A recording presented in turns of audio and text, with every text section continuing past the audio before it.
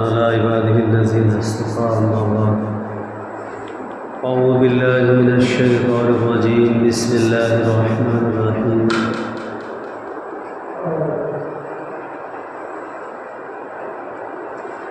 يا أيها الذين آمنوا استعينوا بالصبر والصلاة إن الله مع الصابرين ولا تقولوا لمن يقتل في سبيل الله أموات بل أحياء ولكن لا تشعرون صدق الله العظيم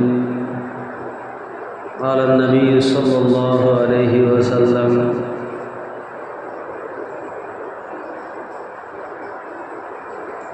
الحسن والحسين ابناء ومن أحبهما أحبني ومن أحبني أحبه الله ومن أحبه الله دخله الجنة قال النبي صلى الله عليه وسلم في موضع آخر الحسن والحسين سيدا شباب أهل الجنة قال النبي صلى الله عليه وسلم في موضع آخر الحسن والحسين هما ریحان فی الدنیا او کما قال علیہ الصلاۃ والسلام۔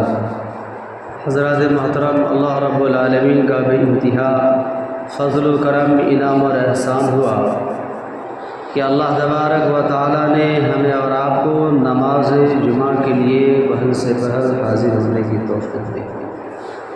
میرے عزیز دوستو، میں نے آپ حضرات کے سامنے قرآن مقدس کی مختصر سی آیت اور مختصر حدیث پاک پڑھی ہے۔ بارگاہ رب العالمین سے دعا ہے کہ چند باتیں مجھے انہیں کی زندگی میں صحیح کہنے کی اور ہم اور آپ کو اس پر عمل کرنے کی توفیق عطا فرمائے، آمین ثم آمین یا رب العالمین۔ دوستو، آج یہ ماہ محرم کا مہینہ چل رہا ہے، آج 10 تاریخ ہے۔ گزشتہ جمعے میں 10 محرم کے متعلق چند باتیں آ چکی۔ آج کی تاریخ وہ تاریخ ہے، 10 محرم کے دن وہ تاریخ ہے جس کو کوئی بھی انسان بھلا نہیں سکتا۔ یقیناً پوری دنیا کے اندر جب سے دنیا قائم ہوئی ہے اس وقت سے لے کر کے آج تک نہ کوئی ایسا حادثہ آیا ہے، ایسا واقعہ پیش آیا ہے اور نہ ہی رہتی دنیا تک ایسا واقعہ پیش آ سکتا ہے جس طرح کے واقعہ حضرت امام حسین رضی اللہ تعالیٰ عنہ کے ساتھ پیش ہے۔ میرے عزیز دوستو، یوں تو اللہ کے راہ میں جو انسان شہید ہو جاتے ہیں، اللہ تبارک و تعالیٰ قرآن مقدس میں اس کے بارے میں ارشاد فرماتا ہے وَلَا تَقُولُوا لِمَن يُقْتَلُ فِي سَبِيلِ اللَّهِ أَمْوَاتٌ۔ جو لوگ اللہ کے راہ میں شہید کیے گئے، قتل کیے گئے ہیں، اس کو مردہ مت کہو، بل احیاء ولکن لا تشعرون، بلکہ وہ زندہ ہیں، تمہارے عقل و شعور سے باہر ہے۔ یعنی ہم کس طرح کے زندہ ہیں اس کے بارے میں ہم اور آپ نہیں خیال کر سکتے۔ اللہ کہہ رہا ہے زندہ ہے، تو ایمان والا کا عقیدہ ہے کہ جو اللہ کے نام پر شہید کیے جاتے ہیں وہ زندہ ہے اور قیامت تک زندہ رہیں گے۔ دوسری جگہ پر قرآن مقدس میں اللہ رب العالمین نے یہ بھی ارشاد فرمایا کہ جو اللہ کے راہ میں شہید ہو جاتے ہیں ان کو صبح اور شام اللہ کی جانب سے رزق دیا جاتا ہے۔ پرندوں کے ذریعے سے اس کو روزی پہنچایا جاتا ہے۔ بہرحال ایک بات ذہن میں یاد رہے کہ جو بھی انسان اللہ کے راہ میں شہید کیے جائے، قتل کیے جائے، وہ زندہ ہے میرے دوستو۔ اور ایک تو عام انسان، اور یہ امام حسین رضی اللہ تعالیٰ عنہ جس کا مقام اور مرتبہ کے بارے میں حضور پاک صلی اللہ علیہ وسلم قرآن مقدس میں بھی ایک آیت ہے جس میں اللہ تبارک و تعالیٰ نے حضور پاک صلی اللہ علیہ وسلم کی آل کا ذکر کیا، اس کے اہل و عیال اور اہل بیت کا ذکر کیا۔ حضور پاک صلی اللہ علیہ وسلم کے اہل و عیال سے اور اہل بیت سے محبت کرنا یہ ایمان کا حصہ ہے، یہ ایمان کا حصہ ہے۔ اہل بیت سے محبت کرنا ایمان کا حصہ ہے۔ آقا دو جہاں تاجر مدینہ محمد عربی صلی اللہ علیہ وسلم کو حضور پاک صلی اللہ علیہ وسلم کو حضرت امام حسن رضی اللہ تعالیٰ عنہ اور حضرت امام حسین رضی اللہ تعالیٰ عنہ سے کس قدر محبت تھی میرے دوستو، آپ اس ایک واقعہ سے آپ اندازہ لگا سکتے ہیں۔ سرسری انداز میں بتاتا چلوں کہ جب حضرت امام حسن رضی اللہ تعالیٰ عنہ کی ولادت ہوئی 4 شعبان، بعض نے لکھا ہے 3 شعبان، بہرحال امام حسن رضی اللہ تعالیٰ عنہ اور امام حسین رضی اللہ تعالیٰ عنہ یہ دونوں بھائی 1 سال کے چھوٹے اور بڑے ہیں۔ کسی کی ولادت 4 شعبان کی ہے اور ایک کی 5 شعبان کی۔ امام حسن رضی اللہ تعالیٰ عنہ بڑے ہیں اور امام حسین رضی اللہ تعالیٰ عنہ چھوٹے بھائی ہیں۔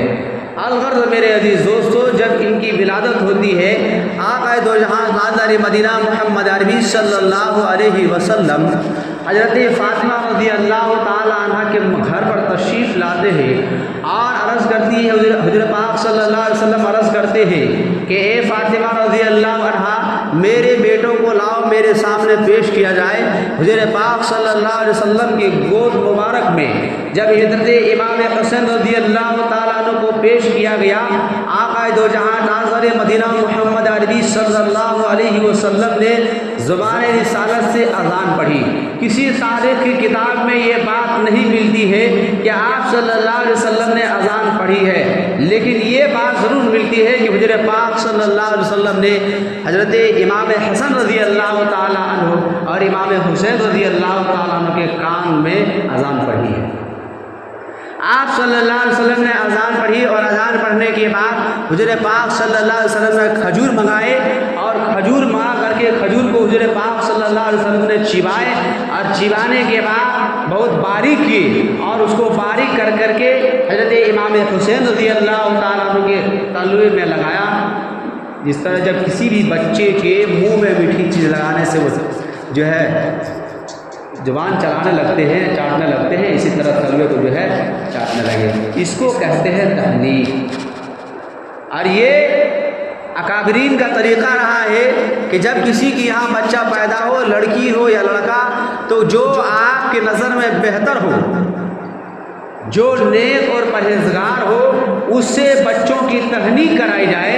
تحنیک کرانے کے بعد اکابرین نے یہ لکھا ہے کہ جس کے ذریعے سے اس بچے کی تحنیک کی جاتی ہے، اس کے اثرات اس بچے کے اندر پائی جاتی ہے۔ اور آج تو یہ بہت کم ہمارے سماج میں، ہمارے ماحول میں اس چیز پر توجہ دی جا رہی ہے۔ بہرحال حضرت پاک صلی اللہ علیہ وسلم حضرت امام حسین رضی اللہ تعالیٰ عنہ کے بارے میں آتا ہے کہ حضرت پاک صلی اللہ علیہ وسلم ایک دن خطبہ دے رہے تھے اور امام حسن رضی اللہ تعالیٰ عنہ، امام حسین رضی اللہ تعالیٰ عنہ دونوں چھوٹے چھوٹے تھے، قدموں سے چل رہے تھے، کبھی گر رہے تھے، کبھی چل رہے تھے۔ حضرت پاک صلی اللہ علیہ وسلم نے دیکھا کہ میرے دونوں نواسے آ رہے ہیں۔ آقا دو جہاں تاجدار مدینہ محمد عربی صلی اللہ علیہ وسلم نے خطبہ کو چھوڑ کر کے دونوں نواسوں کے پاس چلے گئے اور ان کو پکڑ کر کے لائے اور اپنے سامنے بٹھایا اور آپ صلی اللہ علیہ وسلم نے جو ہے پھر خطبہ دینا شروع کیا۔ میرے دوستو گویا کہ آپ صلی اللہ علیہ وسلم کو حضرت امام حسن اور امام حسین رضی اللہ عنہ سے اس قدر محبت تھی کتابوں کے اندر آتا ہے کہ روزانہ حضرت فاطمہ کے یہاں تشریف لاتے اور ان بچوں کو کھلاتے اور پیار کرتے تھے۔ بہرحال امام حسین رضی اللہ عنہ اور امام حسن رضی اللہ عنہ کے بارے میں حضور پاک صلی اللہ علیہ وسلم ارشاد فرماتے ہیں الحسن والحسین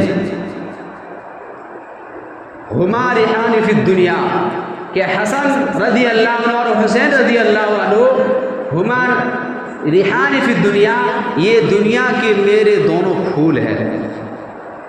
ریحان سے مراد یہاں خوشبو ہے، یعنی یہ دونوں میرے پھول ہیں، خوشبو ہے۔ میرے دوست حضور پاک صلی اللہ علیہ وسلم دوسری جگہ ارشاد فرماتے ہیں الحسن والحسین سیدہ شباب اہل الجنہ، کہ میرا حسن اور حسین رضی اللہ عنہما شباب اہل الجنہ، جنت میں نوجوانوں کے سردار ہوں گے۔ میرے دوستو حضور پاک صلی اللہ علیہ وسلم اور ایک جگہ ارشاد فرماتے ہیں الحسن والحسین ابناء من احبہما احبنی، میرا یعنی حضرت امام حسن رضی اللہ عنہ اور امام حسین رضی اللہ عنہ ابناء، یہ میرے دونوں بیٹے ہیں۔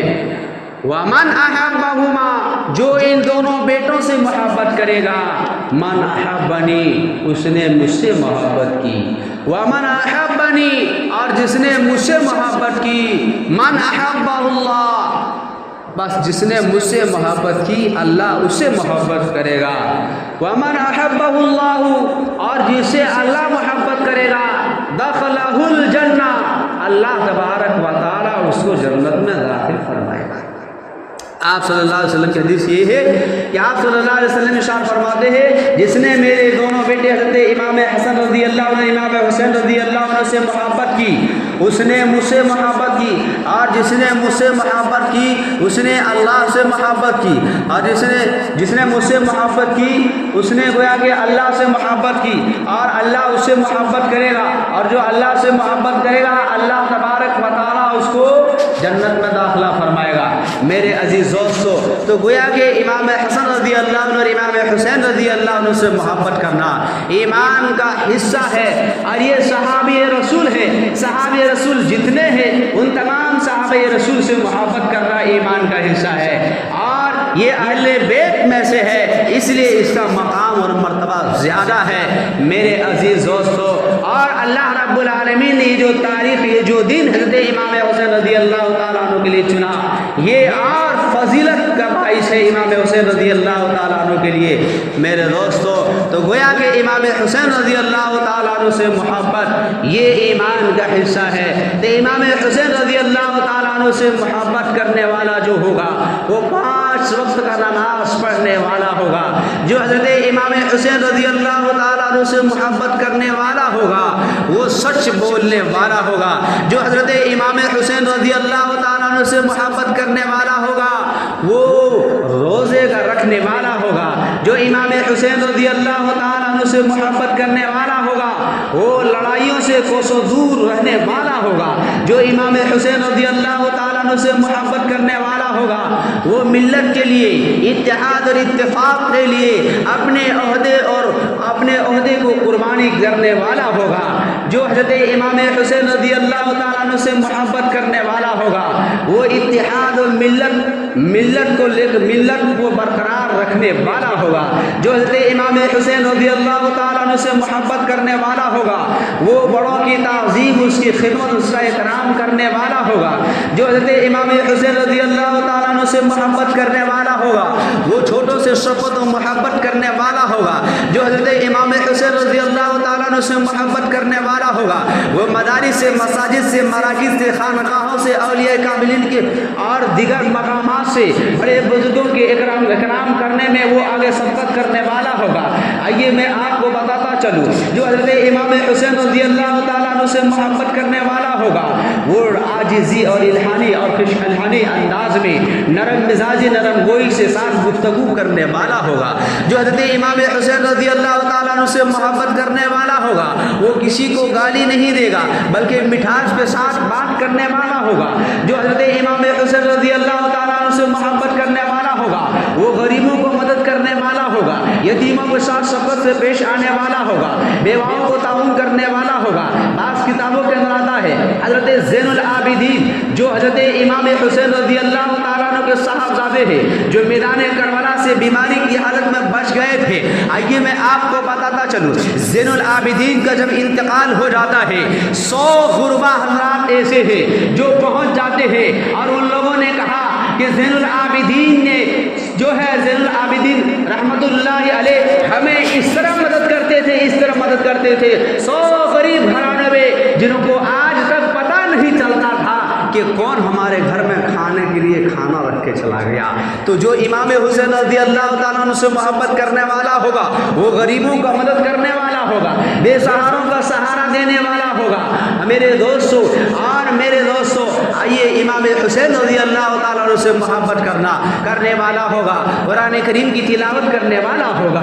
जो इमाम हुसैन रज़ी अल्लाह तआला अन्हु से मोहब्बत करने वाला होगा, वो आक़ाए दो जहां ताज़र मदीना मुहम्मद अरबी सल्लल्लाहु अलैहि वसल्लम के नक्शे कदम पर उसकी सीरत को अपनाने वाला होगा।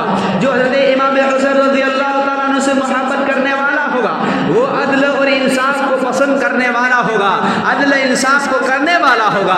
आइए मेरे दोस्तों, मैं आगे बताता चलूँ, यके बाद अगर इमाम हुसैन रज़ी अल्लाह तआला अन्हु से मोहब्बत की अलामत वही होती है कि हम उसकी पैरवी की जाए। ये उसकी पहचान है, जिनसे हमें मोहब्बत हो उसके नक्श कदम पर चला जाए, उसके तौर तरीक़े को इख्तियार किया जाए। हज़रत इमाम हुसैन रज़ी अल्लाह तआला अन्हु मैदान करबला में ये वाक़या क्यों पेश आया? एक जालिम बादशाह जो यजीद है, इसी तरह अब्दुल्ला बिन ज़ियाद है, यके बाद दिगर यजीद के हाथ में बैत करने का हुक्म दे रहा था। इमाम हुसैन रज़ी अल्लाह तआला अन्हु ने क्या कहा? यही कहा कि ये नबी पाक सल्लल्लाहु अलैहि वसल्लम के तरीके के खिलाफ जिंदगी गुजारता है, ये वक्त का बादशाह बना हुआ है, खलीफा बना हुआ है, ऐसे शख्स के हाथ में मैं बैत नहीं करूंगा, इसको मैं हाथ नहीं दूंगा, ये एक जालिम है, ये लोगों पर जुल्म करता है, इनके दौर में ज़रा आम हो चुका है, शराबखोरियां आम हो चुके हैं, ऐसे शख्स को मैं वक्त का बादशाह नहीं मान सकता जो हुज़ूर पाक सल्लल्लाहु अलैहि वसल्लम के तरीके के खिलाफ जिंदगी गुजार रहा हो। तो गोया कि जो हुज़ूर पाक जो इमाम हुसैन रज़ी अल्लाह अन्हु से मोहब्बत करने वाला होगा, उनका अमली जामा भी वही होगा। मेरे दोस्तों, आइए सरसरी अंदाज में बताता चलूँ, आका दो जहां ताज़र मदीना मुहम्मद अरबी सल्लल्लाहु अलैहि वसल्लम जब पर्दा फरमा चुके, उस वक्त में उस साल उस वक्त में 11 लाख मुरब्बा मील तक इस्लाम फैल चुका था। उसके बाद खलीफा कायम हुए हज़रत अबू बकर सिद्दीक़ रज़ी अल्लाह तआला अन्हु। 2 साल तक इन्होंने खिलाफत की और इसकी खिलाफत रही। और 13 उस वक्त में 13 जब अबू बकर सिद्दीक़ रज़ी अल्लाह तआला अन्हु इस दुनिया से चले गए, उस वक्त में 13 लाख मुरब्बा मील तक इस्लाम फैल चुका था। यके बाद उमर फारूक रज़ी अल्लाह तआला अन्हु आए। जब उमर फारूक रज़ी अल्लाह तआला अन्हु 10 साल की खिलाफत रही, उस वक्त 22 लाख मुरब्बा मील तक इस्लाम फैल चुका था। उसके बाद हज़रत उस्मान गनी रज़ी अल्लाह तआला अन्हु खलीफा बने। उस वक्त में जब उस्मान गनी रज़ी अल्लाह तआला अन्हु खलीफा बने, उसी वक्त से बगावत शुरू हो गई। बगावत का सिलसिला वहीं से शुरू हुआ। सबसे पहले कुछ लोग हज़रत उस्मान गनी रज़ी अल्लाह तआला अन्हु के बागी बने, 12 साल तक खिलाफत किए, 12 साल तक बादशाह बने रहे। तो जो वहीं से बागी लोग शुरू हो गए, बगावत उस्मान गनी रज़ी अल्लाह तआला अन्हु की बगावत करने लगे। अच्छा, कौन से जुमले से बगावत की? उन्होंने कुछ लोगों जो मुनाफिक, जिसका नाम अब्दुल्ला बिन सबा आता है, बहरहाल वो एक मुनाफिक था यहूदी में से, और वो ज़ाहिरी तौर पर मुसलमान कहलाता था, लेकिन मुसलमानों के खिलाफ जहर उगलता था। यके बाद दिगर जब उस्मान रज़ी अल्लाह तआला अन्हु के खिलाफ बगावत की और जो है हज़रत उस्मान गनी रज़ी अल्लाह तआला अन्हु को भी उस वक्त में 35 हिजरी में उसको शहीद किया गया। उन बागियों ने हज़रत उस्मान गनी रज़ी अल्लाह तआला अन्हु जब शहीद हो गए, उसके बाद हज़रत अली करमल्लाहु वजहू तशरीफ़ लाए। हज़रत अली करमल्लाहु वजहू जो है, ये 6 साल से इनकी बादशाहियत रही। उस वक्त में उस्मान गनी के बाद बगावत हुई और वहीं से मुल्क शाम और इराक़ में अमीर मुआविया रज़ी अल्लाह तआला अन्हु, वो एक सहाबी रसूल है, उनके बेटे जिसका नाम यजीद जिसको कहा जाता है, बहरहाल मेरे दोस्तों, वो जो है वहाँ का गवर्नर बना हुआ था। हज़रत अली करमल्लाहु वजहू जब बादशाह बने, हज़रत अली करमल्लाहु वजहू ने अमीर मुआविया के पास ख़त लिखा और कहा कि आप मेरे हाथ में बैत हो जाइए, आप میرے ہاتھ میں بیعت ہو جائیے۔ تو حضرت امیر معاویہ رضی اللہ تعالیٰ عنہ نے کہا کہ ہم اس وقت آپ کے ہاتھ میں بیعت ہوں گے، پہلے عثمان غنی رضی اللہ تعالیٰ عنہ کو جن لوگوں نے قتل کیا ہے پہلے اس کو سزا دی جائے، ان باغیوں کو پہلے آپ سزا دیجئے۔ حضرت علی رضی اللہ عنہ نے فرمایا کہ اس کو سزا بعد میں دیں گے، پہلے آپ میرے ہاتھ میں بیعت ہو جائیے، پھر دونوں مل کر کے جو اسلامی قانون ہوگا، اسلامی قرآن احادیث کی روشنی میں جو اس کی سزا ہوگی اس سزا پر عمل کیا جائے گا۔ بس بغاوت وہاں سے شروع ہوئی۔ حضرت علی کرم اللہ وجہہ کو بھی 6 سال کے بعد اس کو بھی شہید کیا گیا۔ بہرحال حضرت حسن، امام حسن رضی اللہ تعالیٰ عنہ خلیفہ بنائے گئے، 6 مہینہ بادشاہ بن کے بیٹھے رہے۔